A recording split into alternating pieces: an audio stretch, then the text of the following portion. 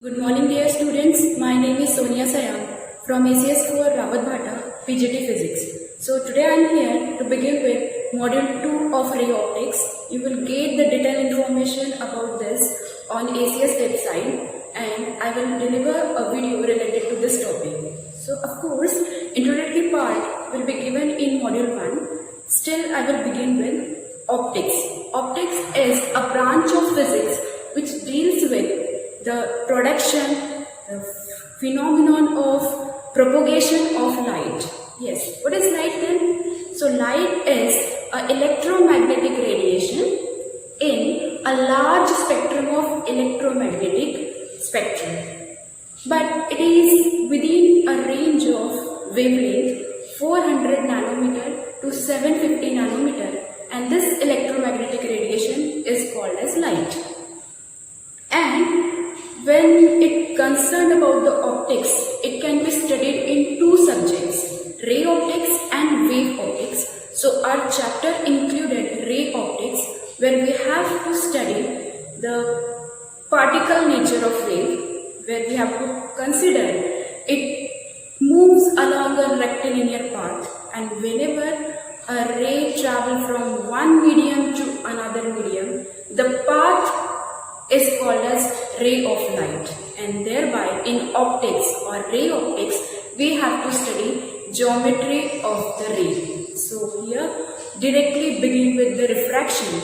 So phenomenon of refraction is the change in path of ray of light when it passes obliquely from one transparent medium to another.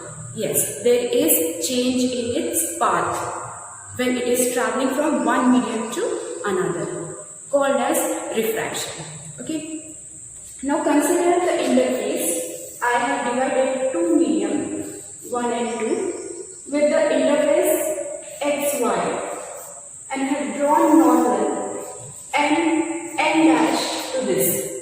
So your incident ray striking to this point, named as AB, is your incident ray, making an angle of I known as angle of incidence with normal, and get transmitted in another medium along the ray BC, making an angle R known as angle of refraction.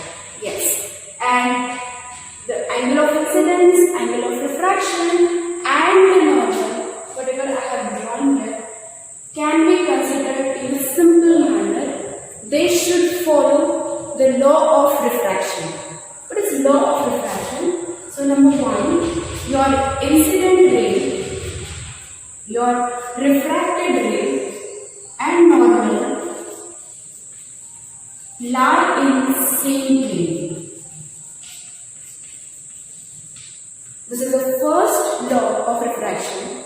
And secondly, we should know the ratio of sine of angle of incidence to the sine of angle of refraction is always remains constant for given pair of medium.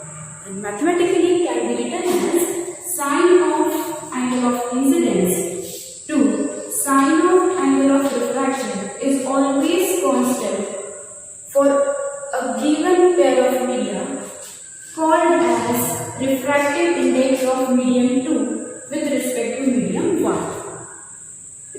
And this formula first time given by Billy-Ward-Snell, and thereby it is known as Snell's law.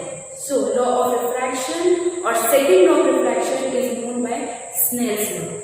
Here this mu 2 with 1 is pronounced as or stated as the refractive index of second medium with respect to first, and by its own definition it is very well known that refractive index of any given medium for a light of a given wavelength is the ratio of speed of light in vacuum with respect to speed of light in medium.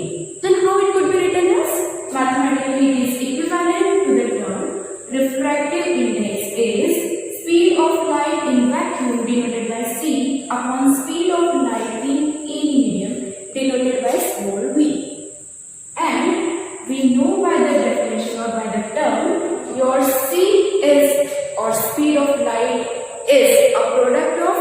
wavelength into frequency, but as your frequency is a physical quantity which will not differ in any medium. It will remain same in any medium, right? So wavelength for vacuum, I have written it lambda V. Wavelength for vacuum into frequency upon wavelength for medium into frequency. And of course you can see clearly your frequency is same, which will not vary. So your refractive index is equivalent to wavelength in vacuum upon wavelength in medium. Right? So accordingly we get the relation. And from here only you can concentrate with the term absolute refractive index, as we have taken the ratio of vacuum with respect to any medium. Thereby this defined as absolute refractive index. No? Yes.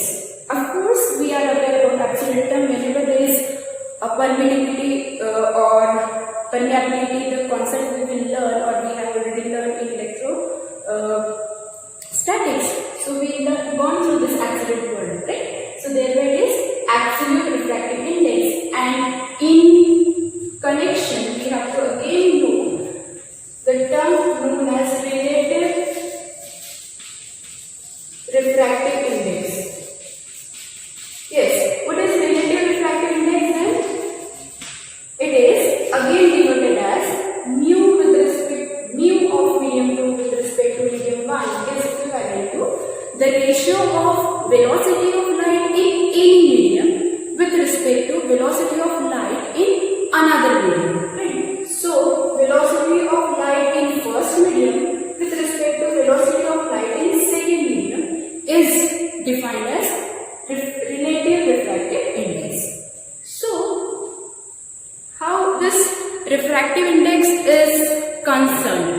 So refractive index is a characteristic of given pair of media. Yes, it is a characteristic of pair of media. It depends upon the nature of medium. It depends upon the nature of surrounding medium. It depends upon temperature, and of course by this equation it depends upon the wavelength of given light. But interesting term, it do not depends or it is independent of angle of incidence. Yes, so these are the factors on which your refractive index depends. Refractive index is the characteristics of your pair of media and do not depends on angle of incidence. Right? So now next we will begin with the term I have written here, causes of refraction. Yes, we have to learn causes of refraction, and we will relate here some interesting phenomenon too. Right? So causes of refraction is velocity. Your velocity is different for different medium. Right? And this change in velocity or different velocity for different medium giving rise to the bending of rays while traveling to another medium. And this bending of rays is nothing but refraction of light because it is changing its path. So, let's suppose I have written equation 1 and from this it is your equation 2. So, what we get in the concept? Refractive index of 2 with respect to 1 can be written as sine of I upon sine of R is equivalent to velocity 1 upon velocity 2. So what we get, we understood that if suppose your velocity v1 is greater than v2, so of course it is relating to your sine term. So sine of I will be greater than sine of R. And for smallest value of angle of incidence and angle of refraction, that will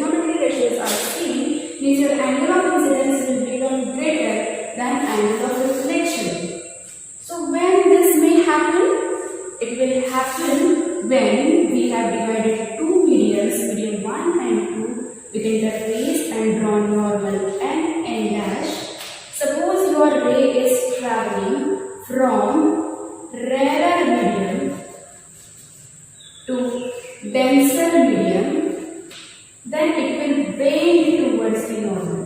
This is your normal. When it is traveling, means making an angle of incidence I, and transmitted by changing path, but path is towards the normal. It is shifted towards the normal, and this giving rise I is greater than R, which means sin I is greater than sin R, which means velocity V1 is greater than V2, and it is a cause where we can understood that your velocity in medium 1 must be greater as compared to velocity in second medium. Okay?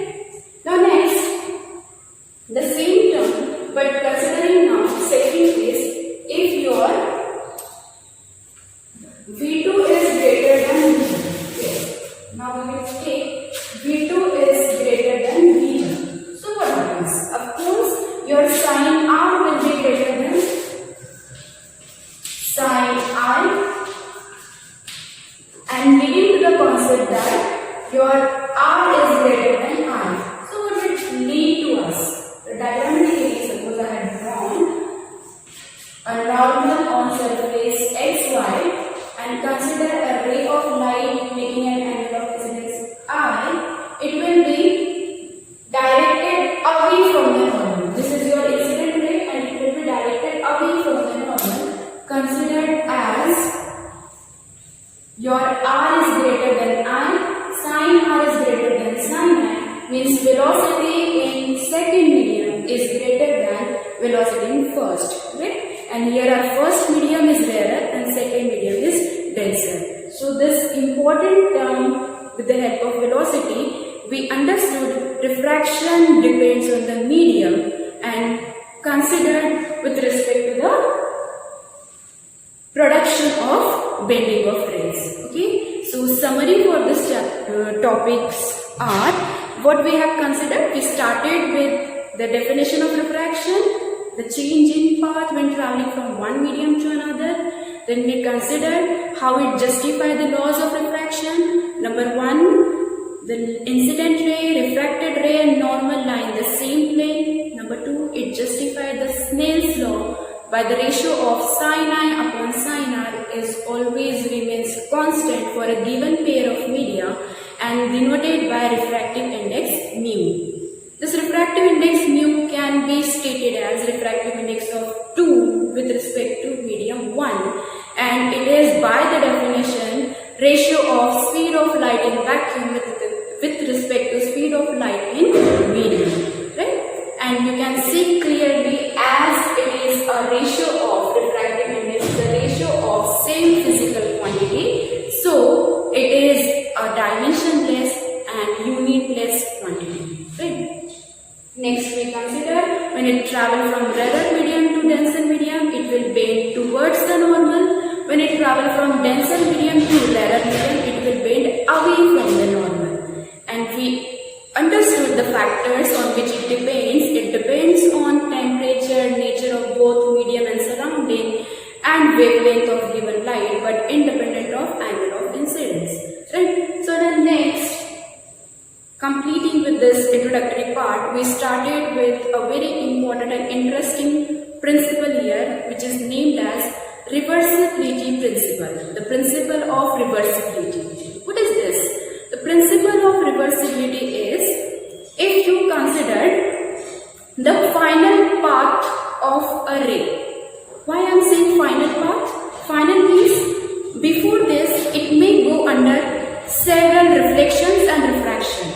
But at last whatever we will get, that last path is made reversed by some arrangement. How? I will tell you in a derivation.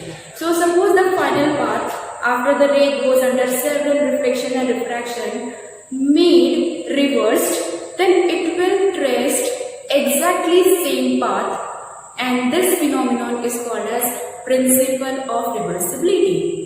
Yes, and we have to now prove this with the help of again a diagram where we will consider a normal from this on a surface xy and leading to the proof of principle of reversibility. So we have considered this. I have considered this interface x and y differentiating your two medium, medium 1 and medium 2, I have drawn a normal which is denoted by n dash, okay, and this is your incident ray, making an angle of I, and this is your refracted ray, making an angle of R.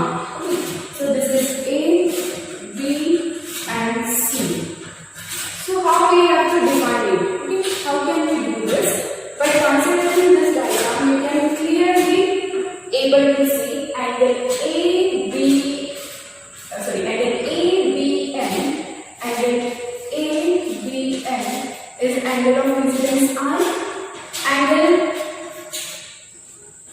CBN or N dash, CBN dash is equivalent to angle of refraction R. Right? So for first medium, we have refractive index with the help of Snell's law, medium 2 with respect to medium 1 can be written as sine of R upon sine of R. This is your equation number 1. Right? At the same time, with a some arrangement like this, I have used a plane mirror over here and made this ray DC to get incident on surface XY and get reflected back in the first medium along BA. So for refractive index in terms of angle of refraction and or second medium can be written as angle N dash BC or your CB N dash is equivalent to now R only, but now it is acting as a incidence angle. Okay, and angle ABN is equivalent to R, but this R is your angle of, this is I, it is angle of refraction. Then, so this is your considered to be Snell's law, sine of I, which is angle of incidence, now it is R, upon sine of angle of refraction, which is sine of I, is equivalent to the term refractive index of first medium with respect to second. This is your equation 2. If I multiply this equation 1 with respect to equation 2, so what will it give? After multiplication, we know that left side will be multiplied with left side. So equation 2 multiplied by equation 1 multiplied by equation 2. So sine of I upon sine of R multiplied by sine of R upon sine of I, which is equivalent to the term refractive index of medium 2 with respect to 1 multiplied by refractive index of 1 with respect to 2. Accordingly, sine I will be cancelled, sine R will be cancelled, and we get 1 is equivalent to refractive index of medium 2 with respect to 1 multiplied by refractive index of 1 with respect to 2, which implies that your refractive index of 1 with respect to 2 or refractive index of 2 with respect to 1 is a reciprocal of refractive index of 2 with respect to 1. And we can state it vice versa. Right? So this is nothing but the principle of reversibility.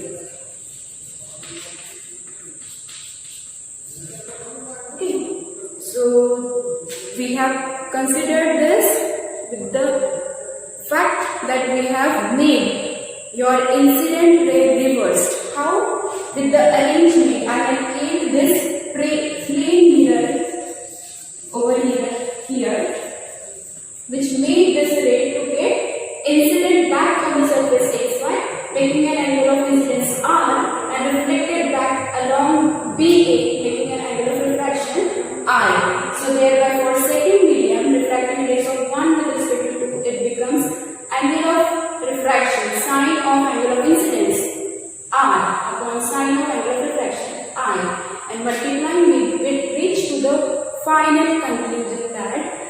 refractive index of first medium with respect to second is equivalent to reciprocal of refractive index of second medium with respect to 1. Okay, so that's it